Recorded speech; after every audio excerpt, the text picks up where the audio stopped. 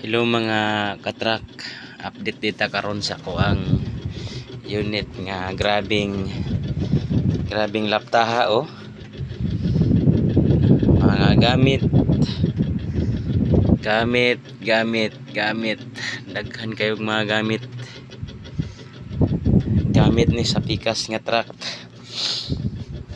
Gidala nako dire kay ang akong isa ka unit nga nandito naguba og akong gibanguha ang tanan nga gamit gikan sa pikas kay wala pa napalitan og module.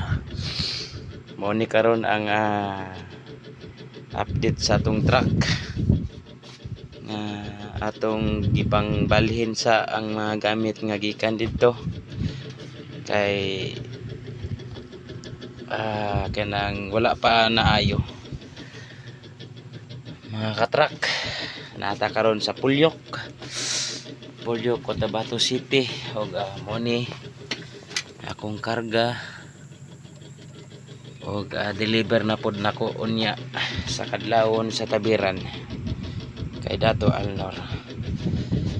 Og mga katrak, matuog na ta kay sayo ta ugma mo gikan. Bye, thank you.